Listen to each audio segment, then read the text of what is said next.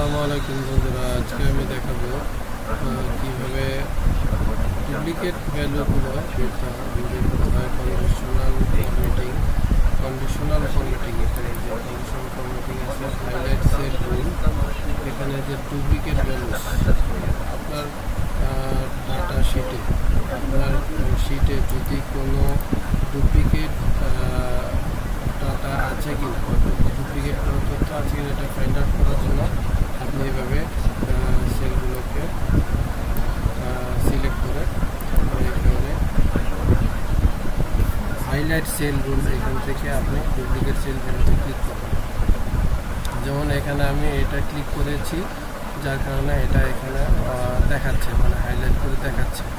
এখন আমি এটা আবার ক্লিয়ার করে দিই, সম্পূর্ণ এন্টার শিট থেকে ক্লিয়ার করে দিই, বা যে যতটুকু সিলেক্ট করা আছে ওইখান থেকেও রুলটা ক্লিয়ার করা যাবে, বা যত আপনার টোটাল যে শিট আছে, এন্টার শিট আছে, সেখান থেকেও করা যাবে। এখানে দেখেন ক্লিয়ার হয়ে গেছে। আবার যদি আমি এইভাবে কলাম সিলেক্ট করে করি সেটাও হবে, বা আমি যদি যতটুকু এরিয়ার মধ্যে আমি চেক করতে চাচ্ছি এখানে ডুপ্লিকেট কোনো ভ্যালুস আছে কি না সেটা যদি বের করতে চাই সেটাও হবে। বুঝতে পারছি যে ওকে, এখানে কিন্তু কালারও আমি দিয়ে দিত যে এই মুখ কালার দেখাবে, এটা নীল কালার দেখাবে, সাদা কালার দেখাবে, বিভিন্ন কালার এখানে কিছু দেওয়া আছে প্রিসেট অলরেডি।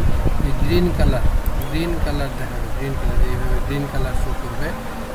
যদি আমি দেখাই ইয়েলো কালার শো করবে।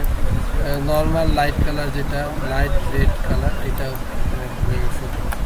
ঠিক আছে, তো এইখানে যখন ডুপ্লিকেট ভ্যালুসগুলো দেখায় সেগুলো আপনি একবারে ওয়ান ক্লিকে রিমুভ করবেন কীভাবে। এখানে আপনার বিভিন্ন আছে, অপশন আছে।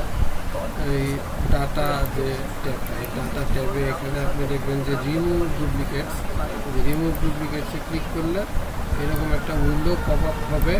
এই উইন্ডোতে নেম এবং যদি সিলেক্ট করা যদি না থাকে এমনি সিলেক্ট করে দিবেন। ঠিক আছে, এই যে নেম এবং কন্ট্যাক্ট নাম্বার, নেম এবং কন্ট্যাক্ট নাম্বার দুইটা কলামের মধ্যে থেকে ও ডুপ্লিকেট ভ্যালুগুলো সরাই দেবে।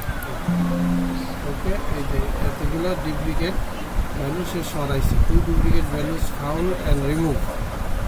14টা ইউনিক ভ্যালু পাওয়া গেছে, 2টা ডুপ্লিকেট ভ্যালু ছিল, 14টা ইউনিক ভ্যালু পাওয়া গেছে।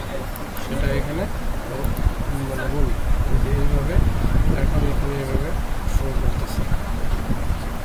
ঠিক আছে, তো এইগুলো হচ্ছে গিয়ে ইজি প্রসেস।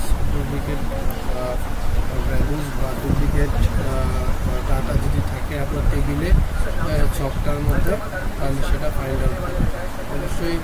অবশ্যই লাইক এবং সাবস্ক্রাইব দিয়ে সাথে থাকবেন। ধন্যবাদ। আসসালামু আলাইকুম।